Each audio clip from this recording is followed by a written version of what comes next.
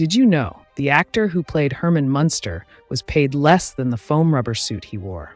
And he found out on live television. It's 1964, and America is in the middle of a monster craze. Universal Pictures has just licensed their classic creatures, Frankenstein, Dracula, the Wolfman, and CBS has a wild idea. Put them all in a suburban sitcom and make them the most wholesome family on television. The Munsters premieres on September 24th, 1964, starring Fred Gwynne as the towering bolt-necked Herman Munster, Yvonne Carlo as the glamorous vampire matriarch Lily, Al Lewis as the ancient scheming grandpa, Butch Patrick as young Eddie, and Beverly Owen, later Pat Priest, as the plain niece Marilyn, the one the family considers the odd one out because she looks completely normal. The show runs for 2 seasons, 70 episodes, and never finishes outside the top 20 in the rating, yet it gets canceled anyway. If you love the stories hiding behind classic Hollywood, subscribe to Mystery Crunch. We dig these up every week, because what happened in front of that camera was only half the story. Number 21.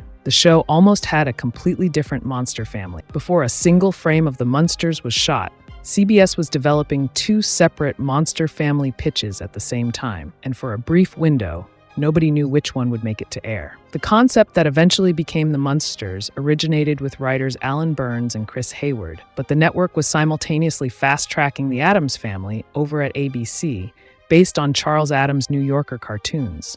Both shows premiere the same week in September 1964, Thursday and Friday, back-to-back. The rivalry is immediate, the comparisons are endless, and both shows run for exactly 2 seasons before cancellation. Television history almost looked very different, depending on which network blinked first. The monster wasn't just on screen. The real competition was in the boardrooms. Number 20. Herman Munster's look took 6 hours to apply every single day. Fred Gwynne arrives on set before anyone else because transforming him into Herman Munster requires a full 6 hours in the makeup chair. The flat-top skull, the bolts, the greenish skin, the built-up forehead, all foam latex and grease paint, applied piece by piece by makeup artist Carl Silvera. Gwynne's costume alone adds almost a foot to his already imposing 6'5" frame. By the time filming wraps, he has spent more time in the makeup chair for a single season than most actors spend on an entire film shoot. He later describes the experience as physically exhausting, but credits the transformation with unlocking something in his performance he couldn't have found in a plain suit. And that suit, as you'll find out later, came with a price tag that would stun him. Number 19. The show's iconic theme was written in one afternoon. The Munsters theme, that instantly recognizable, organ-driven horror surf hybrid, is composed by Jack Marshall in a single afternoon session. Marshall, a jazz guitarist and arranger, is handed a brief and a deadline and delivers something that sounds like it was pulled from a haunted carnival. The theme is recorded quickly, costs a fraction of what a full orchestral score would run, and goes on to become one of the most parodied and covered television themes in history. Surf bands pick it up almost immediately. It charts in some markets as an instrumental single. For something dashed off in one sitting, it outlasts almost everything else from the era. Quick creativity, long legacy, that pattern shows up more than once in this story. Number 18. Beverly Owen quit the show after 13 episodes to get married. The original Marilyn Munster is Beverly Owen, and she wants out almost from the moment filming begins. Owen is engaged to writer Robert Joseph, who lives in New York, and the Los Angeles production schedule is keeping them apart. She negotiates her exit after just 13 episodes, and CBS replaces her with Pat Priest, who plays Marilyn for the remaining 57 episodes. What makes it stranger is that the character barely changes. The recasting is handled with almost no acknowledgement on screen. Viewers notice, but the show rolls on. Owen essentially walks away from what becomes a cult classic to start her life on the East Coast, a choice she later says she never regrets. The woman who replaced her, though, had her own complicated relationship with the role. Number 17. Pat Priest nearly missed her audition because nobody told her about it. When CBS goes looking for Beverly Owen's replacement, Pat Priest is not exactly first on the list. The casting call is fairly wide, but Priest almost never makes it in. The notification reaches her late, The logistics are chaotic, and she nearly talks herself out of going. She walks in, reads cold, and gets the part within days. Priest comes from a well-known political family. Her mother, Ivy Baker Priest, serves as U.S. Treasurer under President Eisenhower, meaning her signature is literally on American currency. Pat Priest's name appears in the credits of a monster comedy. Her mother's name appears on every dollar bill in the country. That's a family dinner conversation waiting to happen. But casting chaos wasn't limited to the Marilyn role. Number 16. Al Lewis spent decades claiming he was born in 1910. Al Lewis, who plays the 378-year-old Grandpa Munster, tells interviewers for most of his adult life that he was born on April 30th, 1910, which would make him one of the oldest working actors in Hollywood history. The story becomes part of his legend. When Lewis dies in 2006, the obituaries start calculating his age at 95. Then the records surface. His birth certificate, obtained by researchers after his death, lists his birth year as 1923. Making him 82 at death. Still a good run, but not the near century he claimed. Lewis maintains the fiction so consistently and for so long that even his own family isn't always sure what's true. Grandpa, it turns out, was a better liar than anyone on the show gave him credit for. And Al Lewis wasn't the only one on that set playing a long con. Number 15. The Munsters and the Addams family never crossed over, but came close. By 1965, both shows are deep in their runs, and the cross-network rivalry is a genuine cultural conversation. Fan mail pours into both CBS and ABC asking for a crossover episode, some kind of meeting between the Munsters and the Addams family. The idea is discussed seriously at the production level, but the network barrier makes it functionally impossible. CBS owns the Munsters. ABC owns the Addams family. Neither network is handing the other a ratings gift. The closest the two worlds ever officially get is decades later, in a 1977 TV movie called Halloween with the new Addams family, by which point the original casts are long scattered. The crossover fans wanted never happens. The networks win, the fans lose. Meanwhile, back in 1964, the show has bigger internal problems to deal with. Number 14. Fred Gwynne and Al Lewis had already played partners before the Munsters. The on-screen chemistry between Herman and Grandpa feels natural because it is. Fred Gwynne and Al Lewis already have years of shared history by the time the Munsters goes to camera. The two men co-star in the ABC sitcom Car 54, Where Are You? From 1961 to 1963, playing bumbling New York City police officers, Officer Francis Muldoon and Officer Leo Schnauzer. That show ends just as the Munsters is ramping up, and CBS essentially rehires the same partnership and wraps them in monster makeup. The warmth between Herman and Grandpa isn't something the writers invent.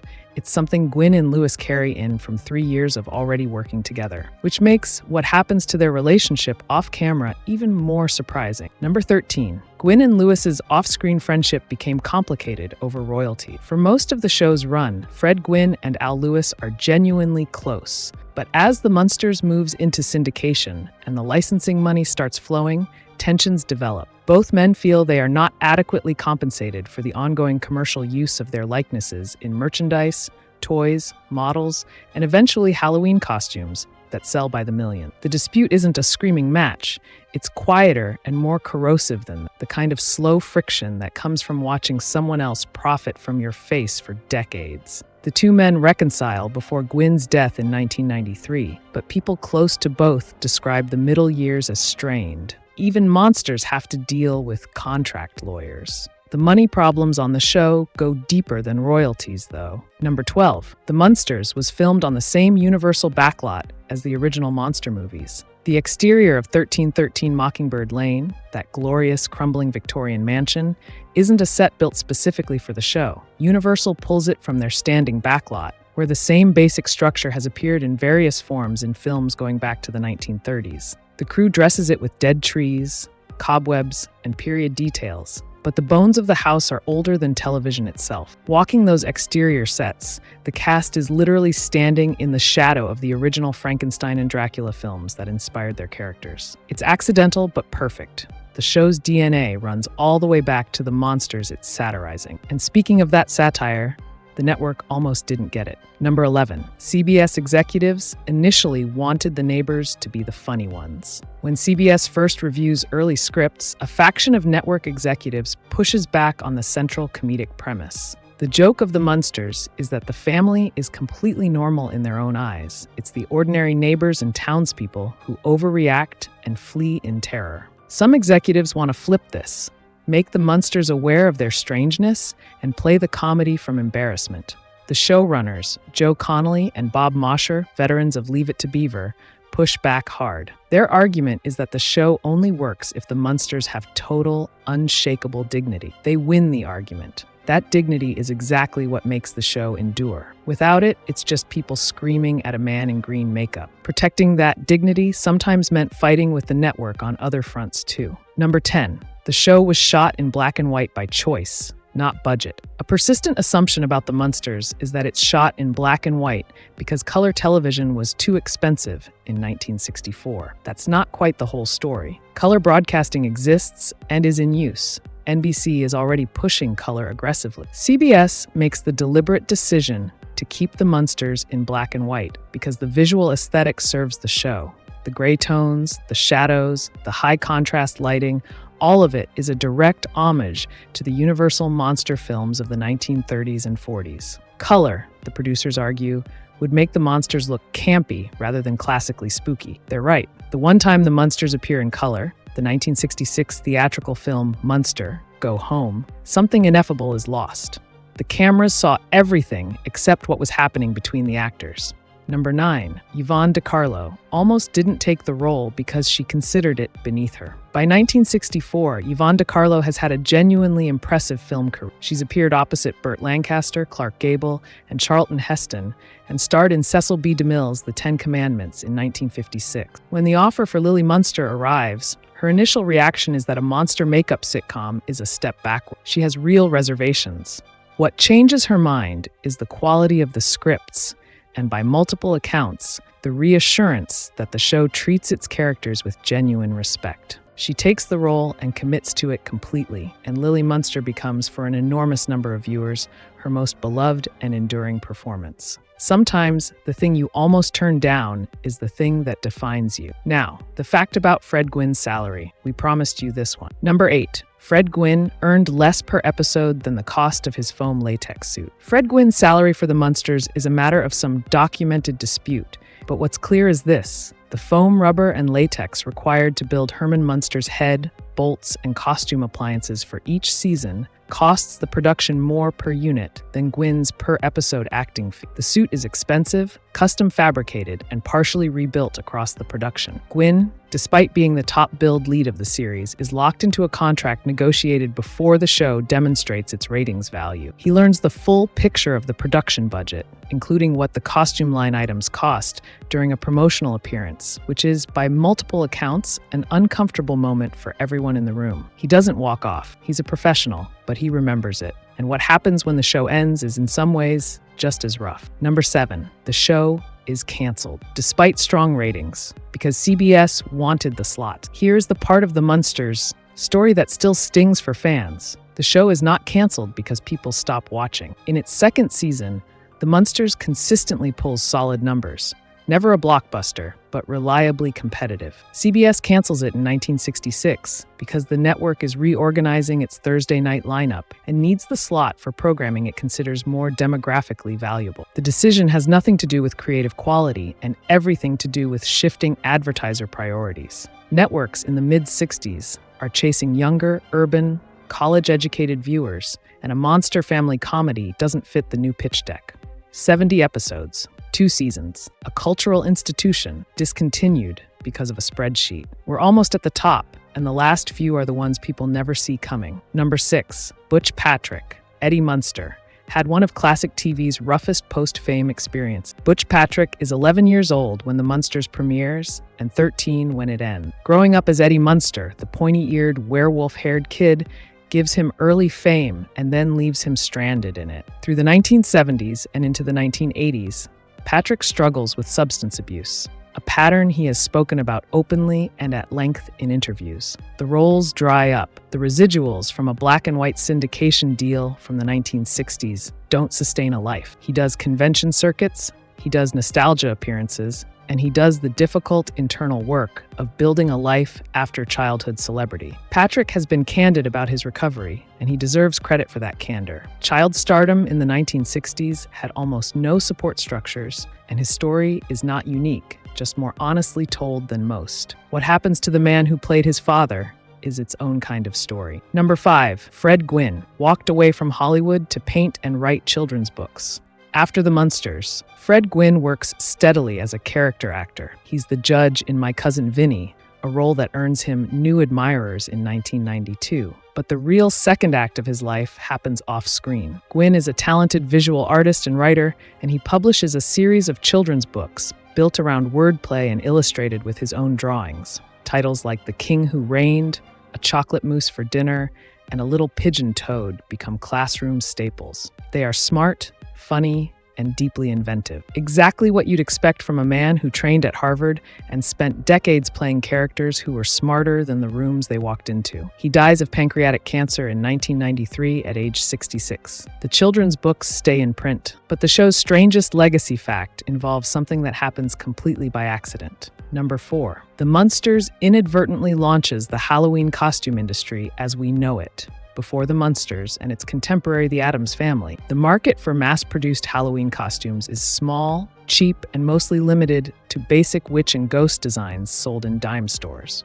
The explosion of Munsters merchandise in 1964 and 1965 changes the economics of Halloween. Aurora Plastic Corporation's Munsters model kits sell in the millions. Ben Cooper, the dominant costume manufacturer of the era, rushes Munster character costumes into production for Halloween 1964 and can barely keep up with demand. The success of those products teaches the American retail industry that Halloween character costumes are a scalable, high-margin business. The infrastructure built to sell Herman Munster masks is the same infrastructure that eventually sells every superhero, movie character, and pop culture Halloween costume that follows. The Munster family accidentally industrializes Halloween. Number 3, the pilot episode features an almost entirely different cast. Before the version of the Munsters America falls in love with, CBS shoots an unaired pilot in 1964 with a cast that is almost unrecognizable. In that pilot, Herman Munster is played not by Fred Gwynne,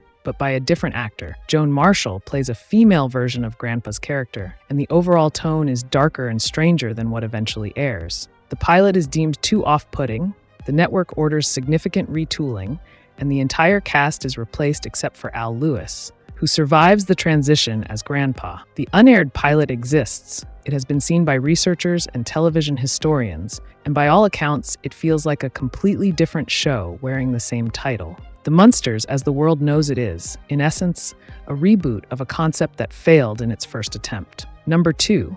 The show was conceived as a direct critique of suburban conformity. Showrunners Joe Connolly and Bob Mosher are explicit in interviews about what The Munsters is actually about beneath the comedy. The joke, that a family of monsters considers themselves normal while ordinary humans panic around them, is a pointed satire of post-war American conformity. In 1964, suburban America has spent a decade being sold a very specific image of the correct family: the right house, the right car, the right appearance. The Munsters are everything that image excludes. They look wrong, their house is wrong, they don't fit, and yet they are, in every meaningful way, a better family than most of their neighbors. More loving, more loyal, more accepting of each other's differences. The show is, at its core, about the cruelty of normalcy. The monsters aren't the Munsters.